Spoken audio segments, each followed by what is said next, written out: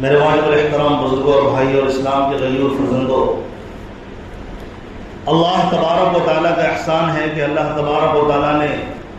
ہم سب کو ایمان کی دولت سے نوازا اور پیارے آقا صلی اللہ علیہ وسلم کی امت میں پیدا فرمایا۔ اللہ تبارک و تعالیٰ کو نیک کام پسند ہیں، برے کام ناپسند ہیں۔ جو نیک لوگ ہوتے ہیں اللہ تبارک و تعالیٰ کی یہاں پسندیدہ ہیں، اور جو برے لوگ ہوتے ہیں اللہ تبارک و تعالیٰ کی یہاں ناپسندیدہ ہے۔ دنیا میں جو بندہ اللہ تبارک و تعالیٰ کی یہاں ناپسندیدہ بن کر مر جاتا ہے، پوری کائنات مل کر اللہ تبارک و تعالیٰ کے سامنے اس کو پسندیدہ نہیں بنایا جا سکتا۔ کوئی اس کو پسندیدہ نہیں بنا سکتا۔ اگرچہ لاکھ لوگ یہ کہیں کہ یہ اچھا بندہ ہے، لیکن اگر اللہ تبارک و تعالیٰ کہتے یہ برا ہے تو اس کو اب کوئی بھی بندہ اس کو اچھا نہیں بنا سکتا، چاہے وہ کتنی دلیلیں بھی پیش کر دے۔ اسی طرح جو بندہ اچھا ہے، نیک کام کرنے والے لوگ ہیں، نیک کام کرتے ہیں، اگر کوئی اس کو برا کہے تو وہ خود برا ہے۔ اللہ تبارک و تعالیٰ کی یہاں کوئی بندہ اگر نیک کام کرنے والا پسندیدہ ہے تو پوری دنیا مل کر اگر اسے برا کہے تو برا نہیں ہو سکتا۔ یہ بندہ خود اپنی زبان خراب کر رہا ہے کہ اللہ تبارک و تعالیٰ جو فرماتا ہے اس کے خلاف یہ بول رہا ہے، تو یہ اپنے بارے میں غور کرے۔ اگر میں مروں تو میں تو اللہ تبارک و تعالیٰ سے مقابلہ کر رہا ہوں، اللہ کی بات سے مقابلہ کر رہا ہوں۔ تو اللہ تبارک و تعالیٰ نے ہم سب کو محدود وقت تک کے لیے جو زندگی دی ہے بڑی قیمتی ہے، اس کو قیمتی بنائیں، وہ کام کریں جو اللہ تبارک و تعالیٰ چاہتا ہے۔ اور الحمدللہ جو بندے ایمان والے پکے ہوتے ہیں، اسلام میں پکے ہوتے ہیں، پیارے آقا صلی اللہ علیہ وسلم سے انہیں محبت ہوتی ہے اور اللہ سے، اپنے خالق مالک اور رب سے سب سے زیادہ محبت ہوتی ہے، تو پھر وہ نیک کام میں آگے بڑھتے ہیں، چاہے اس کو مال کی قربانی دینی پڑے، چاہے وہ جان کی قربانی دینی پڑے، وہ پیچھے نہیں ہٹا کرتے۔ وہ مال بھی اللہ کے راستے میں لٹاتے ہیں، اللہ کے گھر کے لیے لٹاتے ہیں، مساجد کے لیے، مدارس کے لیے، لوگوں کی کفالت کے لیے، مدد کرنے کے لیے۔ وہ مال،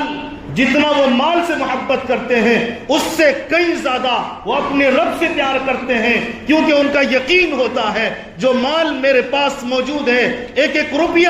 اللہ تبارک و تعالیٰ نے ہمیں عطا کیا ہے۔ اگر اللہ نہ چاہے تو کسی کو ایک روپیہ تک نہیں مل سکتا۔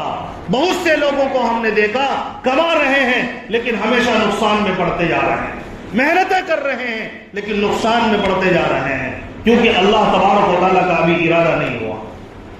بہت سارے لوگ ہیں بغیر کمائے پیسوں کے انبار ان کے پاس موجود ہے، تھوڑی محنت کرتے ہیں اور بہت سارے پیسے جمع ہو جاتے ہیں۔ اس سے پتہ چلتا ہے کہ مال اگر مل رہا ہے تو کہیں نہ کہیں اللہ تبارک و تعالیٰ کی ذات اور اللہ کی قدرت، اللہ کا حکم موجود ہے کہ کسی کو مال آ رہا ہے۔ جان اگر اللہ تبارک و تعالیٰ نے دیا ہے تو وہ جان لیتا بھی ہے، جو کہ جان اللہ نے دیا ہے اس لیے وہ لے بھی لیتا ہے۔ اس لیے جان اور مال کو صحیح طور پر استعمال کر کے مر جانا یہ بندے کا کمال ہے۔ اس سے بڑا کوئی کمال نہیں کہ کوئی بندہ اپنی جان کو اور اپنی مال کو صحیح استعمال کر کے مر جائے۔ اس دنیا میں، اس فانی دنیا میں، جہاں لوگ رات دن، ایک ایک سیکنڈ، ایک ایک گھنٹہ، ایک ایک دن، ایک ایک لمحہ دنیا کے پیچھے دوڑنے میں لگاتا ہے، اور وہ بندہ دنیا میں دوڑتا رہتا ہے، لیکن اس کے باوجود دنیا سے زیادہ اس کی اسپیڈ آخرت کی طرف ہوتی ہے۔ وہ آخرت کی طرف جا رہے ہوتے ہیں، وہ اللہ کی طرف بڑھ رہے ہوتے ہیں، وہ رسول کی طرف بڑھ رہے ہوتے ہیں، اور اس کو کوئی روک بھی نہیں سکتا ہے۔ اس کو اللہ تعالیٰ نے دولتیں عطا کی ہیں، وہ دولتیں اللہ کے راہ میں لٹاتا چلا جاتا ہے۔ میرے بزرگوں اور دوستوں، آج کا موضوع میرا بہت ہی اہم ہے۔ جس طرح نیک کام کرنے کے بہت سارے کام ہیں، نماز پڑھنا نیک کام ہے، روزہ رکھنا نیک کام ہے، زکوٰۃ دینا، صدقہ خیرات کرنا نیک کام ہے، انہی صدقات و خیرات کے ضمن میں جس کو اللہ نے قرآن مقدس میں جگہ جگہ اس کی فضیلت کو بیان کیا، اور باقاعدہ تاکیداً اللہ تعالیٰ نے کہا کہ جو تم مال کماتے ہو اسے میرے راستے میں لگاؤ۔ اور اللہ کا راستہ کیا ہے؟ اللہ کا راستہ یہ ہے مدارس، مساجد، غریب، یتیم، ان کی پرورش کرنا، ان کی مدد کرنا، یہ اللہ تبارک و تعالیٰ کا راستہ ہے۔ اور بھی راستے اللہ تبارک و تعالیٰ نے ہمیں بتائے، قرآن حدیث میں وہ موجود ہے۔ جہاد فی سبیل اللہ میں مال کو لگانا جہاں پر جہاد فرض ہے، تو یہ تمام اللہ تبارک و تعالیٰ کے یہاں قابل قبول ہیں۔ اللہ تبارک و تعالیٰ ایسے بندوں کو پسند کرتا ہے،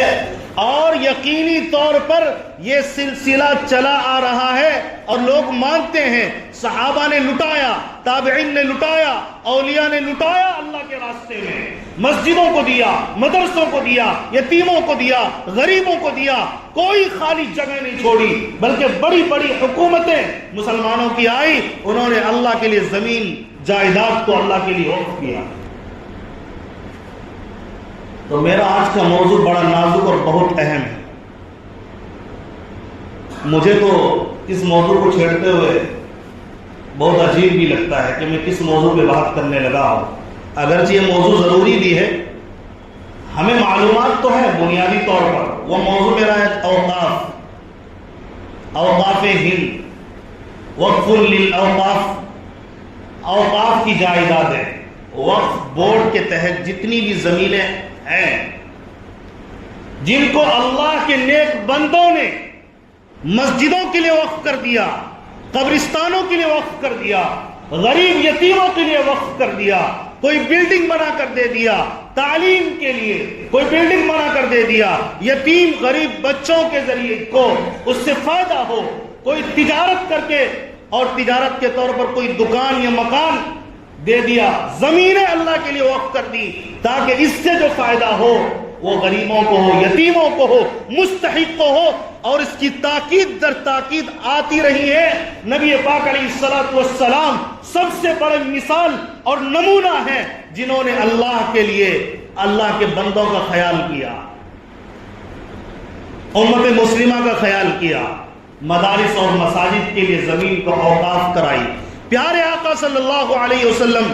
سب سے پہلی شخصیت ہے جس نے مسجد نبوی کی زمین کو خریدا، اور خریدنے کے بعد اللہ کے لیے وقف کر دیا اور مسجد تعمیر فرمائی۔ اسی طرح وہاں چبوترا ہے جہاں پر غریب یتیم صحابہ کرام رضوان اللہ علیہ مجمعین وہاں آتے، وہاں پر اللہ کے نبی پاک علیہ السلام سے قرآن سیکھتے، حدیث سیکھتے، گویا وہ مدرسہ تھا جس کو اللہ کے نبی صلی اللہ علیہ وسلم نے خرید کر وقف کیا اللہ تعالیٰ کے۔ یہ سلسلہ چلا آ رہا ہے، ہر ملک کے اندر آج بھی پوری دنیا کے اندر وقف کی ہزاروں لاکھوں ایکڑ زمینیں موجود ہیں پوری دنیا کے اندر، چپے چپے میں پوری دنیا میں چلے جائیں آپ کو ایسے بندے ملیں گے جو چلے گئے لیکن اللہ کے لیے اس کو وقف کر دیا۔ وقف کا کیا معنی ہے؟ خرچ کرنے کے اور بھی راستے ہیں، ایک راستہ وقف ہے۔ وقف کا معنی اصل میں روکنے کے آتے ہیں، رکنے کے آتے ہیں۔ وقف کا کیا معنی ہے؟ واقف کہتے ہیں کھڑے ہونے والے کو، وقف رکا ہوا، ٹھہرا ہوا۔ تو یہ وقف، یہ ٹھہرا ہوا، اس کو کیوں، اس کا نام کیوں رکھا گیا؟ اس لیے کہ کوئی بندہ کسی یتیم کو ذاتی طور پر کوئی چیز دے دیتا ہے، وہ اس کا ہو جاتا ہے، اس کو ختم کر دے، استعمال کر لے، جو کرنا ہے کر دے، اس کی ذاتی ملکیت ہو گئی۔ لیکن کوئی بندہ اللہ کے لیے کوئی چیز وقف کر دیتا ہے، وقف کا معنی یہ ہے کہ اس چیز کو، اس زمین کو، اس جگہ کو، اس عمارت کو، اس تجارتی بلڈنگ کو روکا جائے، اس علمی بلڈنگ کو، جہاں تعلیمی بلڈنگ ہے اس کو رکھا جائے، روکا جائے، روک کر لوگوں کو فائدہ پہنچایا جائے۔ قبرستان بنا دیا، یہ کسی کے باپ کی جاگیر نہیں ہے، یہ اللہ تبارک و تعالیٰ کی طرف یہ چلا گیا، اور اللہ جو چاہے گا، جیسے چاہے گا، جو مسئلہ قرآن میں آئے گا، جو حدیث میں آئے گا، اسی طرح قبرستان کو آپ نے استعمال کرنا۔ یہ کسی کی ذات میں نہیں آتا، یہاں تک کہ وقف کرنے والے کے اختیار بھی اس میں نہیں ہے، اس کو اب وہی کام کرنا پڑے گا جو اللہ تعالیٰ نے کہا، جیسا کہا کرنا پڑے گا۔ اور جو ٹرسٹ بنیں گے، مدارس کے ہوں یا مساجد کے ہوں یا قبرستان کے ہوں یا درگاہ کے ہوں، اس پر ذمہ داری عائد ہوتی ہے جو وقف کرنے والا ہے، اس نے جو کہا جیسا کہا اس کو اسی طرز پر استعمال کیا جائے، لیکن واقف جو وقف کرنے والا ہے وہ کوئی ایک لفظ بھی ایسا اس کو نہیں کہہ سکتا جو ناجائز ہو، ناجائز استعمال ہو، اس کو وہی کہنا پڑے گا چونکہ اس نے اللہ کے لیے وقف کر دیا، تو اب وہ اللہ تبارک و تعالیٰ کے حکم کے مطابق نبی پاک علیہ السلام کے طریقے کے مطابق اس کو ضروری ہے اس کا استعمال کرنا، اور تمام امت مسلمہ کے لیے جو بعد میں آنے والے ہیں اس زمین کی حفاظت کرنا اور اس کے ذریعے سے غریبوں یتیموں کو فائدہ پہنچانا، یا مالدار اگر واقف نے کہا اس سے سب کو فائدہ پہنچے، جیسے روڈ بنا دی، سڑکیں بنا دی، کنویں کھدوا دیا، قبرستان بنا دی، اب قبرستان میں تو صرف غریب بن کر نہیں جاتے، مسجد کے لیے وقف کر دیا، مسجد میں تو صرف غریب نہیں جاتے، مسجد تو سب کے لیے ہے، تو میں یہ غریب یتیموں کے لیے لوگ زیادہ دیتے ہیں زمینیں جائیدادیں، اس کو زیادہ سے زیادہ فائدہ ہو، اس لیے میں تذکرہ کر رہا ہوں، ورنہ تو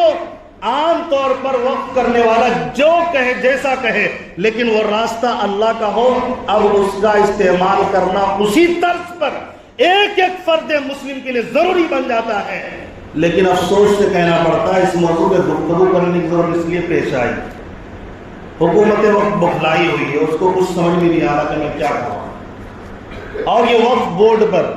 مسلمانوں کی زمینوں پر بہت سالوں سے یہ اختلاف بلا وجہ کے کھڑے کر رہے ہیں، اور اب جو ایک بل لایا گیا ہے اس بل کے اندر ایک بھی فائدے کی چیز نہیں، 40 انہوں نے ترمیمات کی ہے، کمی بیشی کی ہے، وہ ظاہر ہے کہ 40 کو تو میں آپ کے سامنے پیش نہیں کر سکتا، آپ سب کو پڑھنا چاہیے اور بیدار ہونا چاہیے، حکومت سے کہنا چاہیے آپ نے جو وقف ایکٹ بنایا ہے بس وہی کافی ہے، اس سے زیادہ ہم تسلیم نہیں کرتے، کیونکہ اس کے اندر ایسی باتیں بھی بل پاس کرنے کی کوشش جاری ہے، ایسی باتیں درج کر کے جو مسلمانوں کی ملکیت، اسی طرح اوقاف کی جو ملکیت ہے اس کو ختم کرنے کی ناجائز کوشش ہوگی، اور یہ مذہب کے اندر خالصتاً مذہبی معاملے کے اندر جس کو کسی نے اللہ کے راستے میں وقف کر دیا ہے اور اللہ کی چیز کے ساتھ اگر کوئی چھیڑ چھاڑ کرے تو یہ غلط ہے، اس طرح کے اس کے اندر بل پاس کرنے کی کوشش کی جا رہی ہے، ہم کبھی برداشت نہیں کریں گے اور کبھی قبول بھی نہیں کریں گے،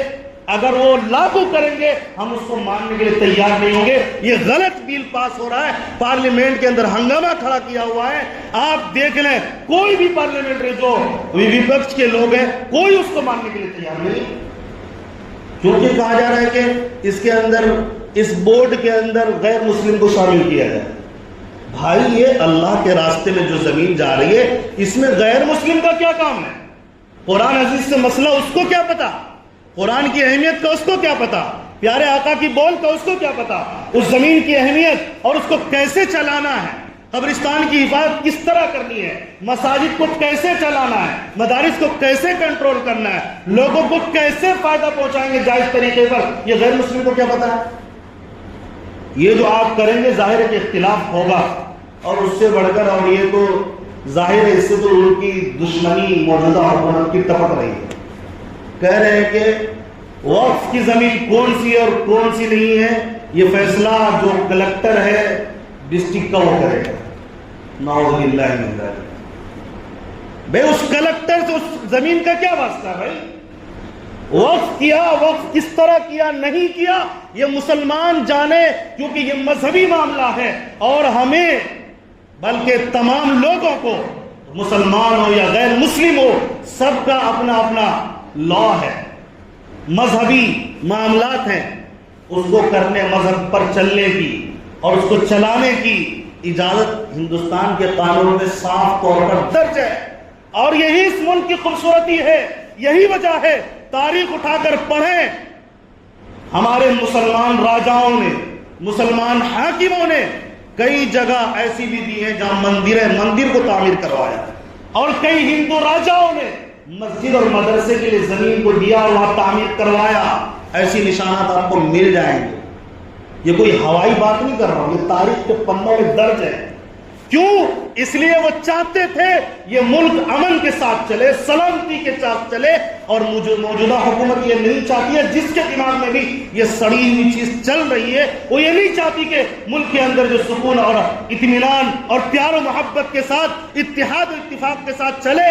وہ یہ نہیں چاہتی۔ اب ہمارا سوال بھی تو ہو سکتا ہے، جو ہندو نے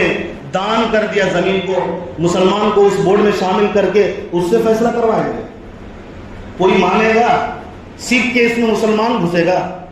یا غیر مسلم گھسے گا، یا اس میں سکھ گھس جائے گا؟ بھائی یہ کیا ہے؟ مطلب سمجھ میں نہیں آ رہا ہے کہ حاکم لوگ ہیں، یہ لوگوں نے ان پر اعتماد کیا ہے، یہ ان کے اعتماد کا جنازہ نکال رہے ہیں، عوام کے لوگوں کا غلط سلط الٹے سیدھے فیصلے کر رہے ہیں، لوگ بے روزگاری سے مر رہے ہیں، اور کرپشن اس قدر عام ہو چکی ہے، قتل و غارت گری اس کی وجہ سے ہو رہی ہے، فتنہ فساد پھیل رہا ہے، عورتوں کی عزت لوٹی جا رہی ہے۔ اس پر کوئی ایکٹ نہیں ہے، اس پر کوئی بل پاس نہیں کیا جاتا ہے، اس پر کوئی طریقہ نہیں نکالا جا سکتا، نہیں جا رہا ہے، یہ کام تو ان سے ہو نہیں رہا ہے۔ اب سوچ رہے ایسا کر دو کہ لوگ بھٹک جائے، اسی راہ میں گم ہو جائے، بات ختم ہو جائے۔ تو بھائی ظاہر ہے کہ لوگ بیوقوف نہیں ہیں، لوگ اگر آپ لوگوں کو تنگ کریں گے تو ظاہر ہے ہمارے لیے دروازے ہیں، ہم سپریم کورٹ تک بھی جائیں گے، پھر سڑکوں پر آئیں گے، اس سے ہوگا کیا؟ کوئی فائدہ نہیں ہے۔ آپ کسی بھی مذہبی معاملے میں مداخلت کریں گے، اور جب بھی یہ حکومت کسی بھی مسلمان کے کسی چیز پر بل پاس کرنے کی کوشش کی، ہمیشہ مسلمانوں کو نقصان ہوا ہے، یہ سب جانتے ہیں۔ اس لیے ہم کہہ دینا چاہتے ہیں اپنی نیت صاف کر لیں، یہ ملک کے حق میں نہیں ہے، یہ ملک میں اختلاف پیدا کرنے کی کوشش ہے۔ انہوں نے طلاق بل لایا، کیا فائدہ ہے بھائی؟ مسلمان شادی کرتا ہے اور طلاق دیتا ہے، وہ اس کا معاملہ ہے بھائی، نکاح طلاق کا کیا معاملہ ہے؟ یہ اللہ کا حکم ہے نکاح کرنا۔ اسی طرح جب مجبوری ہو جائے تو ایمرجنسی گیٹ کے طور پر طلاق کا معاملہ، اس کے اندر جو مسائل آئیں گے یہ حکومت طے کرے گی۔ یہ کیا ہے؟ زبردستی انہوں نے بل پاس کیا، یہ کوئی مسلمان اس کو چاہتا ہے؟ مسلمانوں کو کھلا کے چلے گئے، یعنی اتنے کروڑوں مسلمان، 20-30 کروڑ مسلمانوں کے خلاف بل پاس کر دیا۔ اسی طرح آپ کوئی بھی چیز آپ دیکھتے رہے، اس کے اندر یہ ہمیشہ یہی سازش کرتے ہیں کسی طرح اس کے خلاف کیا جائے۔ تو بہرحال ہمارے ساتھ حکومت ہے، جو ہمارے ساتھ جو ہے انشاءاللہ لوگ ہیں، پڑھے لکھے لوگ ہیں، وہ ساتھ دینے والے، وہ جانکار ہیں، قانون کے جانکار ہیں، اور جو 2013 میں جو چیزیں بل پاس ہو چکی ہیں اسی کے مطابق ہونا چاہیے۔ اب اس کے اندر ہم ترمیم کی کوئی گنجائش نہیں سمجھتے ہیں۔ اسی طرح ہماری ایک بڑی کمزوری یہ ہے، اتنی جائیدادیں ہیں، اگر اس کو اچھی طرح سے دیکھا جائے، جیسا کہ ہمارا اکابرین کا کہنا ہے کہ 50% زمینیں اوقاف کی ایسی ہیں جو حکومت اپنے قبضے میں لے کر رکھی ہوئی ہے۔ یہ تو غلط طریقہ ہے۔ اسی طرح سے بہت سی جگہوں پر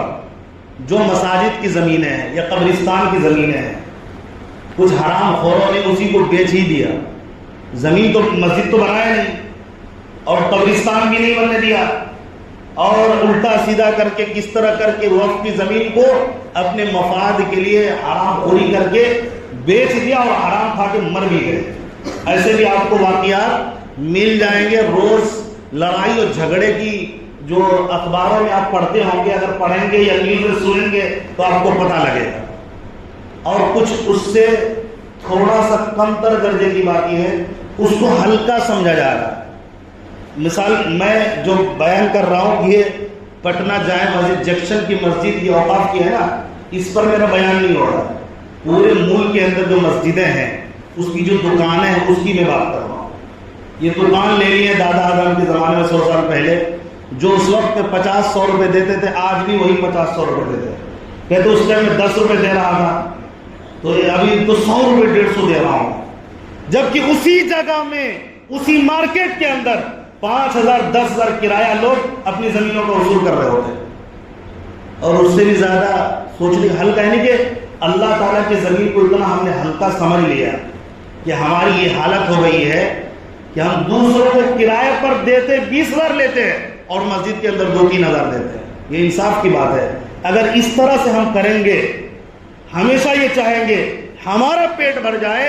اور غریب یتیموں کا فائدہ نہ ہو, مسجدوں کا فائدہ نہ ہو, مدرسوں کا فائدہ نہ ہو, تو ہم ترقی کر پائیں گے؟ بتائیے. اس طرح تو زمین سب لوگ ہڑپ کے کھا رہے ہیں, اور کچھ لوگوں نے تو قبضہ کر لیا. اب وہ کہتے ہیں کہ میری مرضی جیسا استعمال کرو, آپ لوگ اس میں دخل اندازی نہ کریں. ایسے بھی بہت سارے واقعات ہیں,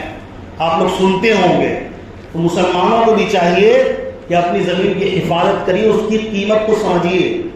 زیادہ سے زیادہ فائدہ پہنچانے کی فکر کریے. یہ نہیں کہ ہمارا کام ہمیں زیادہ سے زیادہ فائدہ پہنچے, بھلے اوقاف کی زمینیں برباد ہو جائیں, اس سے لوگوں کو فائدہ نہ ہو. یہ جو مر گیا ہے بندہ, جو انتقال کر گیا ہے دے کر, یہ اس کے منشا کے خلاف ہے, اس کی چاہت کے خلاف ہے. جو بندہ آخری وقت میں یہ سوچ کر مرتا ہے کہ میرے زمین سے لوگ مدرسوں کو فائدہ پہنچائیں گے, مسجدوں کو فائدہ پہنچائیں گے, غریب یتیموں کو فائدہ ہوگا, اس زمینوں کو جو ذمہ داران ہیں, جنہوں نے کرائے پر لیا ہوا ہے, وہ اپنے پیٹ پالنے کے لیے اگر وہ استعمال کر رہے ہیں اور فائدہ زیادہ اپنے لیے کرتے ہیں, تو یاد رکھیے ان کے منشا کا جنازہ نکال رہے ہیں, ان کی خواہشات پاکیزہ جذبات کا ہم لوگ جنازہ نکال رہے ہیں. ہمیں بھی چاہیے ہم بھی حفاظت کرنے والے بنے, زیادہ سے زیادہ جو ان کے جو وقف کرنے والے اس کی جو منشا ہوتی ہے, ان کی جو خواہش ہوتی ہے, ان کے مطابق فائدہ پہنچانے کی فکر کریں. اللہ تبارک و تعالیٰ ہمیں بات اچھی طرح سمجھنے کی توفیق نصیب فرمائے, اور اللہ تعالیٰ ہم سب کو عمل کی توفیق نصیب فرمائے. انشاءاللہ ہم ان زمینوں کی حفاظت کریں گے. ہمارا فریضہ ہے, ایک ایک فرد, مرد, عورت سب مل کر بولی اوقاف کی حفاظت کریں گے انشاءاللہ. اس کے اندر کوئی ایسی ترمیم نہیں ہونے دیں گے جس سے آگے چل کر حکومت اس پر قابض ہونا چاہے, اور جو مرنے والا مر گیا کہ اللہ کے یہاں میں ثواب ملے گا, اس کے خلاف ہم کوئی کام ہو, ہم ایسا نہیں کرنے دیں گے انشاءاللہ تعالی. اللہ تعالی ہم تمام کو کہنے سننے زیادہ عمل کی توفیق نصیب فرمائے. دیکھیے, کچھ دعائے صحت کی اپیل ہے.